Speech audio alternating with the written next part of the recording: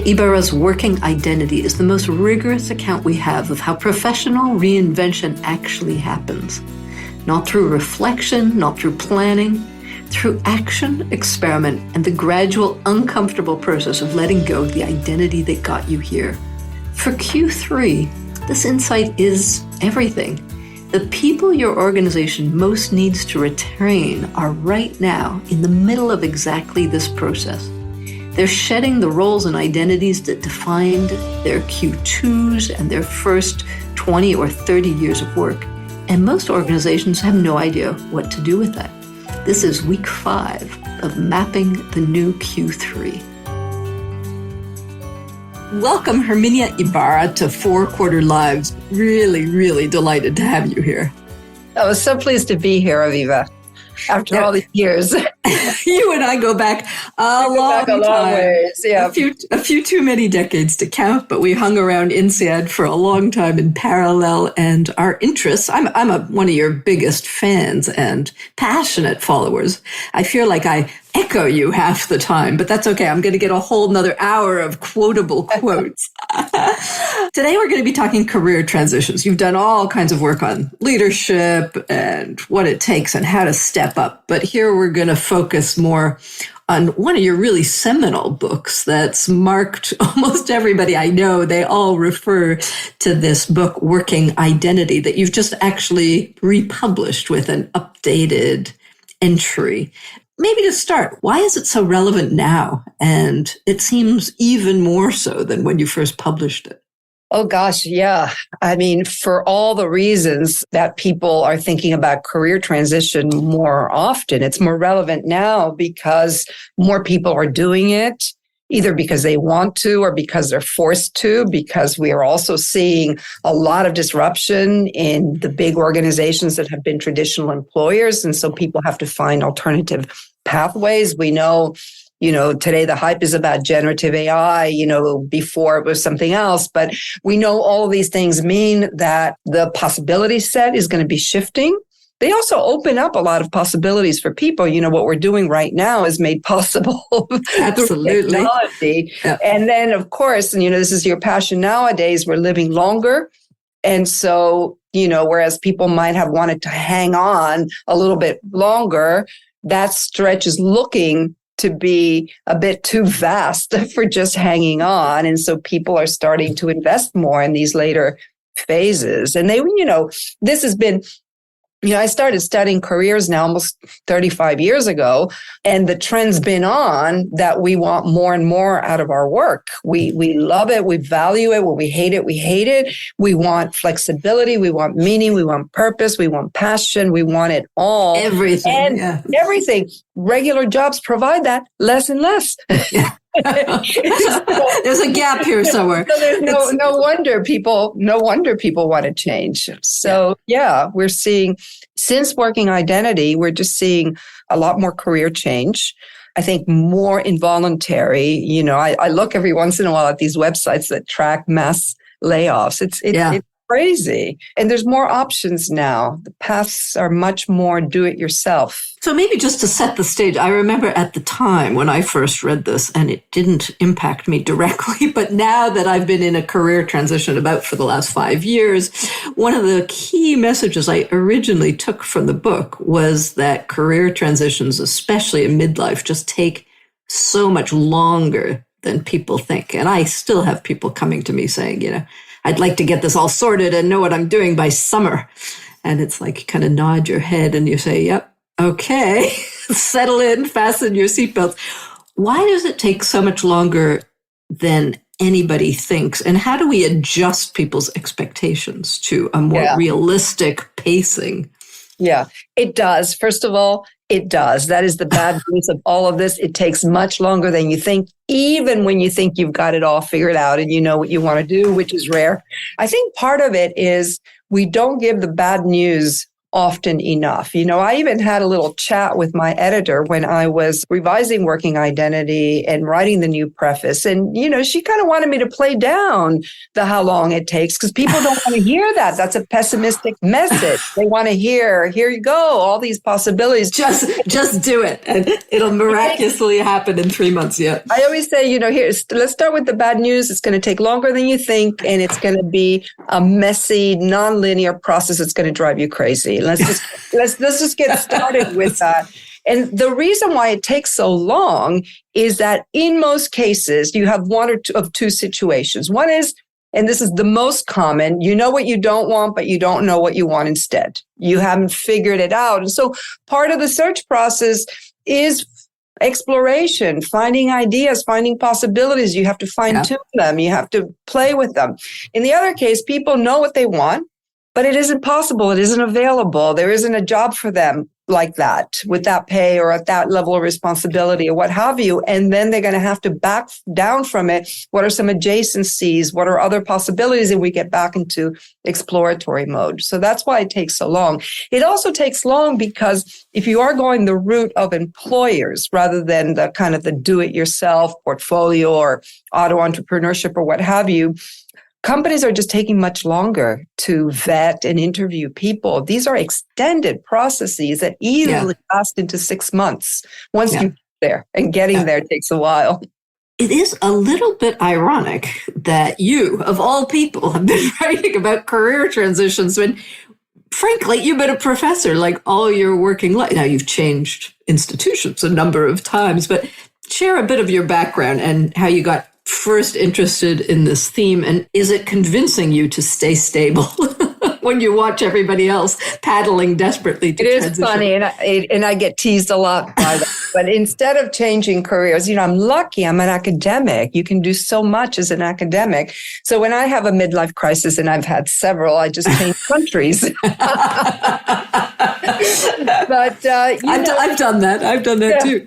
I was always academically inclined, and my hunch from my teenage years ended up being a good one. I did a PhD. And out of the PhD, I went straight to Harvard Business School, where I had my first academic job as a professor. And I've loved it ever since. And I've stayed in it. At some point, I shifted. I moved to INSEAD after 13 years at Harvard. And I stayed there a long while until I joined the London Business School. And those are significant shifts. At the same time, they're not as monumental as the ones that I studied because academia is such a global thing. Even if you're shifting institutions, you're not necessarily shifting networks. And we have so much leeway to write and research and teach on whatever happens to be intriguing us at the moment. So I feel very lucky that way. Can you share, just because those are interesting transitions and you've worked for some of the biggest institutions in the world, what was the difference? What was the difference like in you at those different career phases? Because I imagine that starting at HBS as the young woman you were was not an easy time or ride, but maybe not. No, it wasn't. And I've gotten a lot of copy out of that. In fact, my travails, my challenges there are the main story of my TED Talk about authenticity. So I definitely struggled to find myself and find my voice there. And as we always say, when it was hard, I learned so much. And it was very good training for a lot of things. And it's a fantastic place. I left and I moved to INSEAD because it wasn't about the work. It was about the life. I didn't like Boston. I couldn't see myself be there long term. And I knew the more time passed, it's not just cold. It's a whole lot of things. I knew that if I kept going, I'd just stay there. And for me, it felt like something was missing. And so actually, the funny thing is I was in Paris visiting INSEAD on sabbatical, and I was working on this book. And it was only a couple of years later that I realized I followed exactly the method that I described for changing careers myself, in that I tried an experiment. I went on a sabbatical somewhere else. I didn't burn my bridges, which is what I always recommend. If you can, stay where you are, muck around, experiment, play, try things out. But you don't know what you don't know.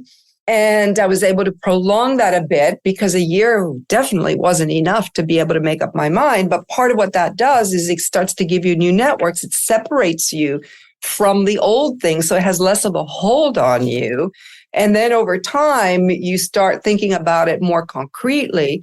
But I felt like that was the life that I wanted to have and not much more than the one that I did. And so I stayed. It was still very difficult. And it was definitely a challenge for my mother to find out that my mother, the Cuban immigrant, her daughter is leaving a full professor job at Harvard voluntarily. What is wrong with you? Oh, absolutely. I can only imagine. Yeah. But the big difference was INSEAD was younger then, as we all, so it was more entrepreneurial. Harvard is so established. Yeah, there's a level of professionalism and history and way of doing things, and people who will tell you how to do it because they've come before. Whereas at INSEAD, it was kind of new territory. Oh, you want to teach a course on that? Go ahead. If it doesn't work, we won't let you keep doing it, but try it out for sure. Don't worry. Really anything. And that was mid-career for me. It was really enjoyable to just be able to muck around, create courses, do more entrepreneurial things. And so I got a big kick out of that. And then LBS, London? Did you get tired of Paris? No. I'll never tire of Paris. That was much more for family reasons. It made sense in lots of ways. And, I never burned my bridges. So. And it's fascinating. I dig a little bit because that is actually a fairly archetypal journey, right? A lot of people, especially the kind of people we're hanging out with in all these business schools, have this first phase that is super status, admired, pinnacle, and then yearn for a little bit more life, a little bit more balance, a little bit more flair or something, or entrepreneurial freedoms. And then eventually, adjust and make new choices for a new phase of life, and often the family issues that come haunting us again back in later life. So, okay, so you haven't, totally changed every bit of your career, but you're pretty well on the same journey as the people you're writing about. We are all. So why are these changes so hard? And often what I'm really struck by is so emotional. Like people don't admit, I think, how emotional they are, especially most men, I think, kind of tamp down. But if you dig a little bit or you know them, they're hugely emotional. And there is so much fear and anxiety and angst. Also, anticipation. It's, the shiny sparkle of something new and unknown, but there's a lot of fear and anxiety. And there's two big reasons. One is that what we do is who we are. It is one of our strongest bases of identity, because if you think about it, just in terms of time you spend every day on it, it's what you do, It's the company you keep, it's the story you tell. I worked hard, I got this degree, I got that job. Changing disrupts everything. It's not just, it disrupts everything. And so that sense of loss, even when you want to, it is that you're giving up something you struggled so much for and that shapes your existence. And then, of course, there's just so much uncertainty about what you're trading it in for. The definition of transition is you're moving away from something while moving towards something that's still undefined. You don't know what it is yet. And so you get into this kind of limbo. Who am I? All those big questions open up. You feel unsure, and especially in later career, you're supposed to have it all together. You're supposed to know what you want and what you're about and not have these doubts and so on. But the minute you have this kind of suspension of a core aspect of who you are, all the doubts come rushing in, and it's good. We can get into that. There's an aspect that's very productive about it, but it's very, very scary. The thing that feeds it and makes it scarier is this idea that the older we get, the more under institutionalized career change is. And that's a big academic word to say. That is, you're doing it yourself. There's not a well-worn groove to fit into. It's not like becoming partner in a big law firm. You go to law school and then you get this job and then you do this and then you're doing it with other people. There's a time frame. You know how long it takes. You could fail, but you know what's involved. From mid-career and beyond, first of all, you don't know how long it's going to take. You're not doing it with other people. You're not in a cohort. You don't necessarily have somebody who is the role model of how to do it. What steps do you need to take? Well, it all depends. Say you're an investment banker and you want to be a wine entrepreneur. What are the steps? Well, there could be endless sequences of steps that lead you from A to Z, and somebody else making the same shift will have taken different steps. And so there's many more unknowns. It's a more complex process to manage and make decisions about. There's less feedback involved. It's harder to benchmark yourself. So all of those things, institutions are the things that kind of structure what are the norms, what are the expectations, what are the rules. And we don't have that. It's good because it's more freeing. You can be more self-authoring, but you got to really struggle your way through it on your own.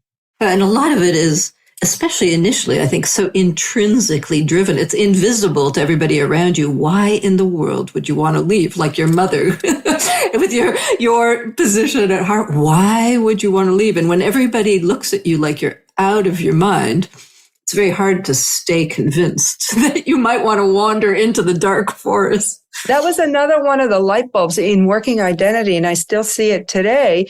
If you are lucky enough to be in a good job and wanting to get out of it, because sometimes we're booted out, and that's why we're changing careers. But if you're lucky enough, everybody around you, friends and family and colleagues, will think you're out of your mind.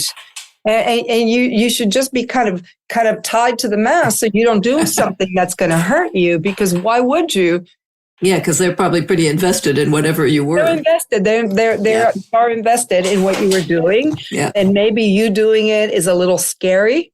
What could that imply for them? Are they going to have to think about it too? Yeah, it's like when a couple is getting divorced, nobody wants to talk to them for fear of contamination. There's a bit of that here. Absolutely. So does preparation and normalization help? Is that making it easier? Do you find that once people have read your book, they have an easier time? Yes and no. It kind of depends. The big message of my book is act your way into a new career, into your new self. You can't reflect. So this preparation is all very hypothetical until you start doing things. Sometimes you have to. Sometimes it kind of, it gives you a way to fill up time. You feel like you're doing, but you're not really until you start doing something a bit more actively. But I think where it helps is seeing examples of people, oh, this is interesting, or this is somebody that's a bit like me. And that's the normalization. I think today we see many, many more examples and more role models, certainly, 20 years ago, maybe still not enough. But that helps, because when you see somebody else who's done it, you think, okay, this could work out for me. Yep, absolutely. And the media is getting much better at portraying some of these pictures. So I love this quote. So maybe one day we will be better able to avoid what you call the tumult and turmoil of straying from the linear path, a time of confusion, loss, insecurity, and struggle. So yes, that's what we want to help people get through. So you've just published a revised edition of Working Identity, which I really recommend because it's got some interesting updates. And there's still these two simple ideas at its heart that I wanted to dig into. And the first one I love is this idea that working identity is not a hidden treasure waiting to be discovered. What do you mean by that? In the world of career development and career decision, there has always been this kind of great myth, the myth of the true self. You've got to find yourself, know who you are, and then that's it. All you have to do is implement. All you have to do is find that inner essence that really defines you, that is who you are. And it's a myth. It's BS. That doesn't exist. We are possibilities, and maybe not endless possibilities, but many different possibilities for who we might become in the future. And in fact, if you look at how we evolve, we do end up changing much more than we ever kind of imagined. So one of the two big ideas in working identity is that our identities are at the heart of this, but identity is multiple, it's mutable, it's changing, and it really is what you enact by trying things out, by moving into new areas, by experimenting. There's always a gap between who you think you are and then what you actually do when push comes to shove.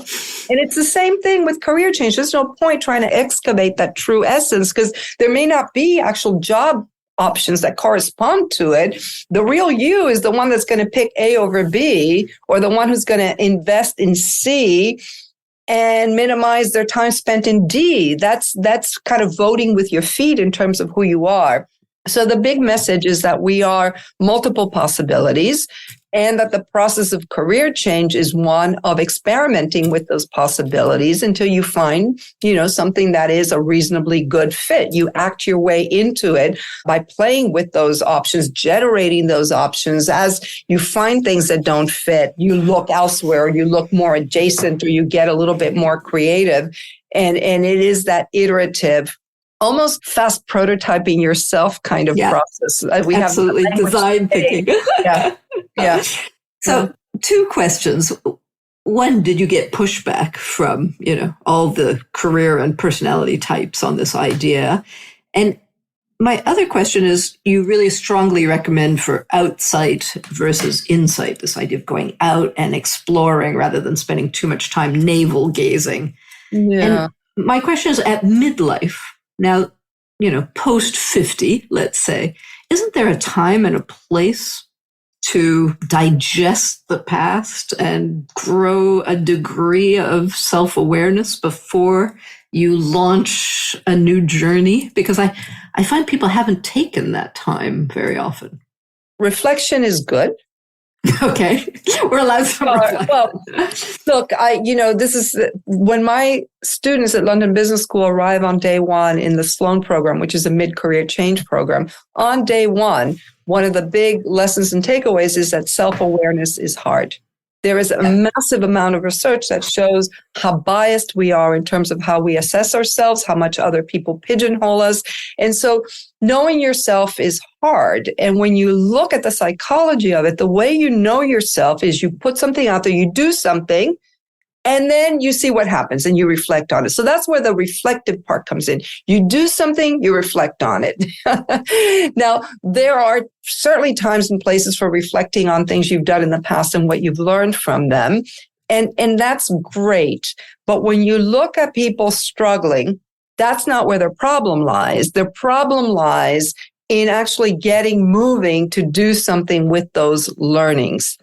And so what I have found is that you're better off getting started with maybe a less than ideal amount of self-awareness, but you're exploring and you're getting new inputs to kind of spark that thought process, than waiting until I've got it all figured out in my head and now I can just go and do. And then it just so happens that there isn't an NED role available that fits your plan.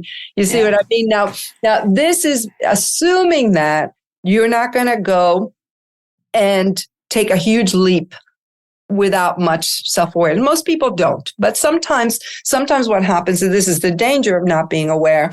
Say a headhunter comes with something that looks like the perfect solution to your malaise wherever you are right now. And you say, okay, fine, that'll change my context, give me some, a fresh environment, but you end up pretty much in the same kind of situation. That's not good. And that's often an error due to not enough reflection. Yeah. Most of the time, it is people who get stuck. They want to change. They don't know what to. They don't do anything. They start blaming themselves. This came up in spades on the surveys we've been doing of the people who do webinars with me on this. They blame themselves. I don't have the right mindset. I'm too rigid. I'm too this. And that reduces their self-confidence. And so they're less likely to take those steps. And so it gets into a cycle of worse than analysis paralysis. It's a kind of a confidence self-doubt. Yeah. Self-doubt is very rampant. And so much better to take a bit of a small wins kind of approach. How can I always talk about flirting with your possible selves? Take small steps, explore, don't commit, take on a project, do something on the side, even read a book, take a course, give a course, whatever it is, play with it. Don't give up your day job. And then let's see. And if you don't have your day job because you've been fired or, your organization doesn't exist anymore, likewise, don't sit around waiting for the perfect thing to materialize. Start doing other things, even if they're not your next career, that will shore up your sense of identity, of being able to add value, of being a competent person, getting out in the world with other people. All of those things will help build up that identity that's gotten battered by the loss. And it will get you to a point where you can reflect in a way that is less fear-based, in a way that is less reactive, less rigid, more expansive. Yeah, and based in some kind of reality. So that's a good link to the second major idea of the book, which is changing careers means changing ourselves. And so basically what you're saying is these flirts and experiments and travels are basically a journey towards your next incarnation. Yeah, because if identity is what you do and the company you keep and the story that you tell, as you change those things, you are changing yourself. Yep, which is wonderful, right? I don't think that's where people start when they say, I need a new job or I need a new city. They're not on a journey to be changing. That's maybe not a career change. I don't have the recipe for how to get a new job. That's not a career change problem. That's an implementation problem. Very, very different kind of thing. I look at people who want to move into something quite different from what they were doing. So are there typical steps or phases that over the years of this process that people can get to know, walk through? Get a guide. So as you can imagine, I don't have a kind of a linear phase 1, phase 2, phase 3, because people start from very different points. They all end up in that messy middle liminality where they have to muck around and experiment, have doubt. But they start from different points. Sometimes they start with an ending, a loss. They can't do this anymore. Sometimes they start with a new beginning because they have been either running a startup on their side time or, being on the board of something that now asks them to come into an operational role. So sometimes it starts with a new beginning. Sometimes it starts just a kind of like a simmering dissatisfaction that's building, but the person's not doing anything. So it can start in lots of different ways. Endings are beginnings, beginnings are endings. But they all end up at some point, as soon as they start taking a more active approach, they all end up in this liminal, messy middle phase where you get very confused about who you are and what you want. And that confusion, in a way, keeps you from acting prematurely. It's a bit of a interesting. Guard, keeps you from acting prematurely. And it means that you give yourself enough time to play around. Now, it doesn't mean you're giving yourself enough time without making any money. A lot of people manage this by, doing consulting on the thing they've always done to make ends meet. There's lots of ways of doing this. I'm not assuming we have limitless ends and means for all of this. But it starts wherever you are. Yeah. I want to change. I've been booted out. I've found something I like better. And then you end up asking the big questions and step by step, sometimes with more trial and error than other, networking in different places, each time testing your hypothesis, maybe this and not that a little bit further, you start getting closer to either that new beginning that you move into or to having the guts to actually leave your day job, and which is why I say sometimes the endings and the beginnings are quite similar. Yeah, but I love that idea that this dark, messy middle is a guardrail of going too quickly. That's wonderful. That it's actually we are miraculously designed to take the time we need because we can't do anything else. Do you find that people are because it is so messy and turbulent and emotional, I also find people think they're the only ones with this feeling and problem. Do you find that when you finally bring people together and they realize that? They're so relieved, that was always the best feedback I got on working identities. People would say, "Oh, thank God." And, I found out I'm not insane. I'm not the only one. There's a lot of relief from that. It's also in part because, a lot of the stories that get told about all of this make it sound, they're so sanitized, all of the doubt and the uncertainty and the difficult moments get either forgotten or kind of cleaned up out of the story. And so they think they're the only ones. And then, there's a lot of people feel a lot of stigma about losing their jobs. We've gotten to a point where almost everybody's had some kind of experience like that, Yeah. Once you get past that, sharing some of those experiences are very, very healthy. But people, even in their networking, they don't want it to even be suspected of having been in such a situation. And that gets in the way. Do you see a gender slant to the particular? Because I find women are pretty easy about coming together and sharing all their vulnerabilities, and they sign up for all these change programs. And the men, I feel terrible because I really find they don't have a space. There is no space, and they judge each other incredibly hard. Yeah, I've got more men than women in my career transitions at 50 plus course. So that's good. Maybe it's because for the pilot, we targeted London Business School alumni, and there's more male alumni of that vintage than women. And I think they trust in those kind of brands. They do. Right? If we're gonna get them, I think that's the perfect gateway. They do. But it's true that women are more open, especially with each other, with other women, about what they're going through. And that helps process, because if it's all about difficult emotions and you're able to talk about them, it helps process them and do something about them. I also find that, I haven't studied this systematically, how men versus women change careers, but over time I have observed that women tend to be a little bit more proactive in thinking about what is it that I want for this next phase. Maybe the experience of encountering all these glass ceilings makes us think, better be proactive here. Who knows what's going to happen? But I see a lot more of that.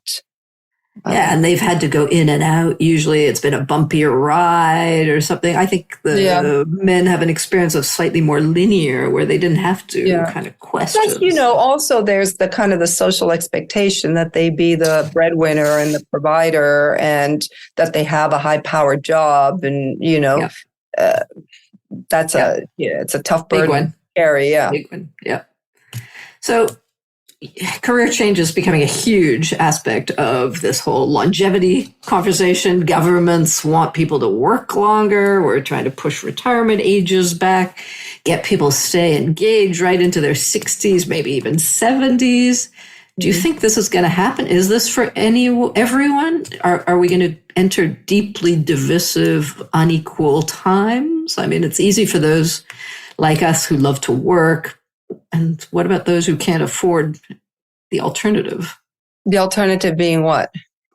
Who would love to keep working, but can't for health reasons, can't because they're not employable, can't because they don't have skills. I mean, it's an inequality issue in society, this issue of being able to work forever. Yeah, well, let's just remember, not everybody wants to work forever. There's a lot of people, including friends of mine, very much looking forward to their retirement. They've got plenty of interests, and if they can afford it, they'll do it. So I think that's one thing. I'm always hesitant to kind of look into the crystal ball of the future, because we always get it wrong. But, I will bet that this new round of AI is going to kind of change things up quite a bit, and that more and more of us will be facing the need to change into something else. One of the things that I've been thinking about recently is the two places that you and I are most familiar with, UK and France, have national health services, whereas in the US, where I'm from, you need a job to have your health care and your pension and, everything else.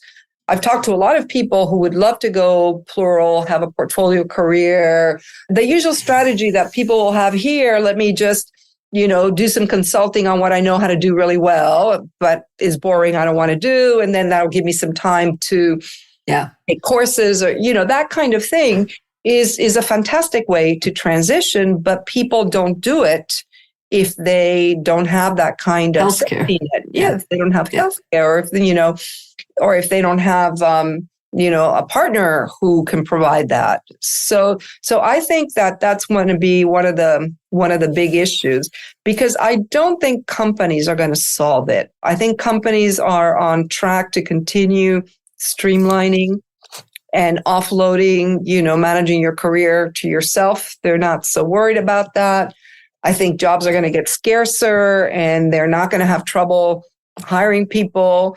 I mean, I just don't necessarily see it happening in companies. Now, they try different things. And, I have to say, I tend to study people who have a lot of resources for career change, people who have a lot of education, who've done lots of things. So it doesn't always generalize, although the process is pretty much the same.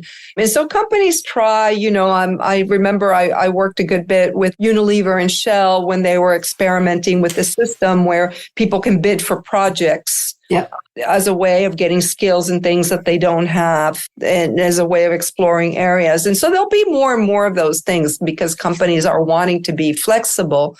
But I just don't think that's a solution for enough people. And in fact, the problem is, if you think about the universe of people wanting to make these changes, they want to leave those companies. They don't want they don't want another little role. They just want to leave them. They are fed up with the toxic environments, with the politics, with the bureaucracy, with the endless process. They're not happy with those things. And so I don't think that that's where the help is going to come from. You don't think that some of them are just, they just don't want to keep going on the 24/7 inflexible senior. I mean, this whole idea of flexing careers at the end, you don't think it has legs, especially as the younger demographic kind of shrinks a bit? And companies are going to become maybe more interested in retaining their 50-plussers? To be honest, because I haven't really studied that. I haven't looked at it close up. And so I can't comment in any intelligent way. It could well be. We know lots of occupations in which flexing, in law, in medicine, so many occupations in which that has worked out wonderfully. And I just haven't studied that in the business corporate context, but it may well be. It may well be. We'll see. We'll do another one when you do. So you've innovated in one organization by starting a 50-plus alumni program at LBS. Can you share? It's just started in November, so you're just a few months in. Anything you want to share? What have you learned? Any takeaways? And what are you doing in it? Yeah. This is a pilot. And so we decided to open the pilot only to our alumni, but we've already got a waiting list and we're not going to limit it to alumni going forward. We just have to figure out what the formats are going to be. It's an online program and it's got 8 sessions over the course of 4 months. It's got 2 sessions by me at the beginning and at the end on the frameworks and the ideas, and also informed by a survey from the participants about what issues they're working on and they want to work on. And then in between, they have 6 coaching sessions in small groups with coaches working on the different ideas in working identity, your list of possible selves and expanding your network and telling your story. And so there are different small groups for each of the topic. And the idea is to kind of move people along because they have to do stuff. Yeah. We're just getting input. We're midway. And so I can't come to big conclusions, but people really do value the ability to share their experiences in groups that feel safe and small enough that you can kind of get quite personal. That they value a lot. They'd like to have more of it than we have provided so far. So we'll have to figure out how to expand that aspect in a next iteration. But we haven't formally debriefed the feedback from this version. We're going to do it at the end. And so stay posted, I would say. And Eddie, I know you've done some research on evolving priorities for people in this age group compared to their Q2 selves. What is it that they absolutely want more of come Q3? more time for themselves, more flexibility. They still want challenging work, interesting work. Everybody wants it, no matter what the age, everybody wants meaningful work. Yeah. But younger, you care more about the CV building kind of stuff. And older, you care more about having time for other aspects of your life and having that kind of autonomy. Yeah, I can relate to that. Can't we all? We've got that. We're pretty archetypal. You are writing another book, or you're preparing to write another book. Can you tantalize us with just a little bit? I know you're not allowed to say too much, but now I can say I am writing. Usually I'm writing a book actually means I'm thinking about the possibility of possibly one day putting pen to paper. But now I can say I am writing, although slowly, because I'm teaching my students right now. It is about career transitions at 50 plus.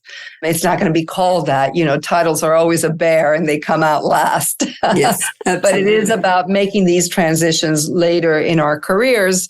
How do we do it? What's the landscape? What are the challenges? I'm following people over time again, seeing what's happening and trying to understand the landscape in a way that I can provide some good how-tos that are evidence-based, that help people understand what's going on, using some of the fundamental ideas in psychology about why we get paralyzed, for example, or how do you deal with fear, or, what does it take to actually be resilient in these kinds of situations? Yeah, I'm having a great time with it, hoping to carve out a bigger chunk of time to get it done. I can't wait to read it. So we will have another one of these when it's out. One last word. Any advice for all the individuals listening who might have slightly restless toes or fingers as they just begin to think, well, maybe it's time for me to listen to all this transition stuff. What should they do? Where should they go? So I have found, and this is not my own research, but I've appropriated, sometimes the easiest way to get started is to reactivate your dormant network. So, if you're kind of in your job, just starting to feel restless, think about 3, 4, 5 people that you have enjoyed in the past and you haven't crossed them for, say, 3 years or so because they went to work somewhere else or you've lost track. Write to them and say, hey, I'm working on this project, or I'm in the process of thinking about whatever. I'd love to reconnect, get your thoughts. And it's like a breath of fresh air because we get so trapped in that. We're busy and then we've got our lives at home. And so you get trapped in that confluence of things that defines your current job. And it's really hard to get the excitement or to, just expand your mind a little bit. So that's the best way to get started. And I think the second best way, if you want to have a little bit more courage and you need just a little bit more time, do something. Take a class for how to become a non-executive director, or volunteer for something that kind of gets you out of your day in and day out job, but still has you using your professional competencies and skills or expanding them and gets you in touch with other people who may well also be in similar straits. That also, obviously, if you know what you want to explore in more detail, go do that. But if you don't even know where to start, you're dormantized and do something. Herminia Ibarra, thank you so much for being with us. Folks, you've heard her. Get moving. Get moving. Just do it. Thank you, Avivah. It's always fun to talk with you. Herminia Ibarra gives us the map for what Q3 transition actually looks like from the inside. The shedding, the experimenting, the long, uncomfortable middle. Next week, we'll talk to Chip Conley on the looking period, the in-between that our culture has no patience for, but that turns out to be where the most important work actually happens. Sunday's post this week is on leaving, the particular grief of letting go of a version of yourself that served you well. And Tuesday's is on why that process breaks most talent models. Both at elderberries.substack.com. For more thinking about the impact of our 4-quarter lives, you can read my column at Forbes and subscribe to my Elderberries newsletter on Substack.